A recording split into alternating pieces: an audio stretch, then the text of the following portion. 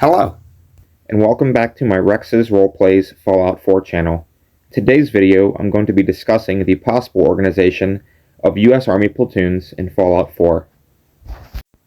In my previous video, I tried to establish the organization of a squad based around this infantry fighting vehicle, and here we see what the organization might have been. 1 3-man crew for the infantry fighting vehicle, and 2 3-man fire teams. Now if we look at the infantry fighting vehicle here, we see that it has 2 bow guns, and they look rather large, probably around a 75mm, and it has 1 turret-mounted gun, which is probably around 105mm. I believe both of these are low-velocity howitzers. We can see on this side, as it is on the other side, 2 ports, which I believe are firing ports for the infantry inside. Now if we look at the turret gun, we can see that, based on its position, it is actually over the back where the dismounts are positioned and not over the crew compartment. And so that leads me to believe that is a remote-controlled gun. We can also see that there is a small periscope right here. So the commander could use that to see and operate the gun, and perhaps they move in tandem. I don't imagine this would carry much ammunition for any of the guns, but combined with the 2 fire teams, this would really bolster the squad's firepower, and they could all act as perhaps 3 separate sections. Having established the capabilities of 1 squad, we're going to try to look around the Commonwealth and see if we can find groupings of vehicles, count how many, and see what else is included with those vehicles in the area to try to get an idea of the organization of an infantry platoon. Now we only find 2 infantry fighting vehicles here.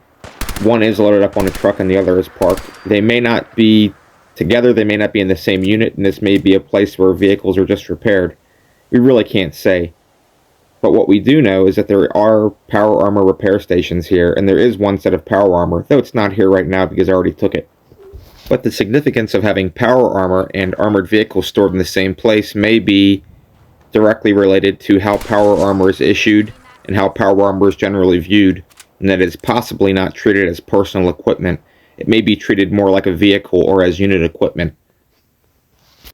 Though not every unit will be organized the same, there are certainly units where everybody has power armor, but in the type of platoon organization that I'm looking at today, or what seems to be usual here in the Commonwealth, is that you have power armor as part of the platoon but not as individual equipment. Now if we come here, we can see what's going to start to become a very common grouping. We see 2 infantry fighting vehicles and 1 set of power armor. Now these fighting vehicles look like they were here to help deal with this crash site of an aircraft. We can see this one has a gurney in the back and some medical supplies, though it is clearly not a purpose medical vehicle. It is not marked that way, and there is no equipment in the back to indicate that. It is simply being used for casevac. This 2-vehicle section has been deployed with 1 set, incomplete set, of XO1 power armor. If we come here to this barge that's right by Croup Manor, we can see another 2 infantry fighting vehicles loaded onto a barge with other supplies, but also around back another set of power armor. We're going to start to see this, a few different times throughout the Commonwealth, and this leads me to believe that the basic kind of organizational block past the squad is going to be a 2-vehicle section that would have 2 vehicles, 12 dismounts, and 1 set of power armor between the 2 vehicles. Moving on to the wreck of the USS Riptide, if we look on the barge, we will find the exact same thing. And so now that we've established that the basic section, pretty commonly, is going to be 2 vehicles with 1 set of power armor, we can sort of guess what that means, and I don't really think that 2 vehicles with 12 dismounts and 1 set of power armor would really constitute a platoon. It still seems too small to accomplish much. You wouldn't really have that many maneuver sections, maybe 4 fire teams and 2 vehicles, and it'd be hard to try to take or hold any ground with anything that small.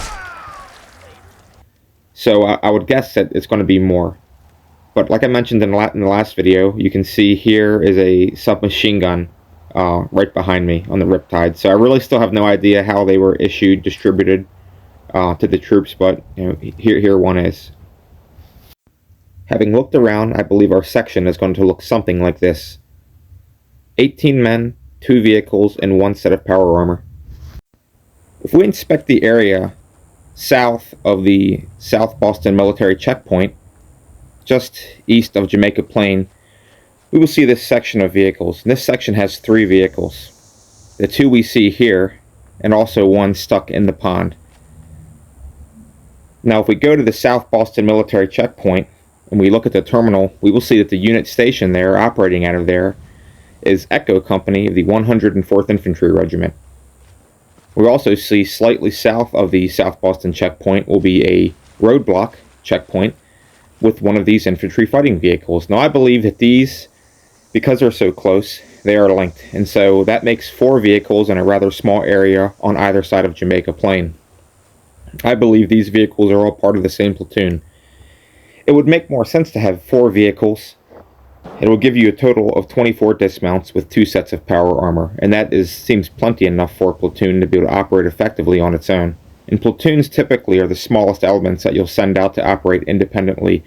There are exceptions to that. You may send recon teams or something like that, very small elements to conduct reconnaissance behind enemy lines, but in a normal attack, something that infantry might do, especially armored infantry, you need a little bit more than a team. So a platoon of 4 vehicles with 24 dismounts seems to be about right. Now if we come to this area just north of the National Guard Training Center, we'll find these 3 vehicles with this 1 truck with a trailer. Inside the trailer was a set of power armor, which I already took way long ago. But we can guess that these 3 infantry fighting vehicles were escorting the set of power armor, and there are some boxes of supplies in the back that have since been looted. We are obviously 1 vehicle short of the 4 vehicle platoon that I'm proposing, but they do have wheels, and if they work, somebody might drive one off. The same could be said for power armor, which we only found 1 set of power armor here, and it is now gone. There could have been possibly 2. And finally coming back here to this checkpoint, just north of Watts Consumer Electronics, and we were at this one the other day, we can see there's just 1 vehicle, but it has a set of power armor. Now perhaps this vehicle, if we look at the location of the other vehicles in the area, this may be part of the same platoon as those 2 vehicles sent out to help recover the downed aircraft. This is my proposed organization for an infantry platoon of E Company of the 104th Infantry Regiment. We have 4 IFVs, 24 dismounts, divided into 8 fire teams. There are 12 vehicle crewmen and 2 sets of power armor, and this to me seems to be a very reasonable platoon size. I haven't been able to establish how large a company might be or what other special sections might accompany it, perhaps an armored platoon or a mortar section. I don't know yet, and I'm going to continue working on that and looking for whatever clues I can. I have been able to establish that the unit operating in the South Boston area was Company E of the 104th Infantry, and that the unit operating northeast of the Cambridge River was the 1st Battalion of the 101st Field Artillery. Well, this concludes my speculation, for this video at least. If you like this kind of content, please like, subscribe, leave a comment. Comments help me immensely, as does sharing. Thank you for watching, and goodbye.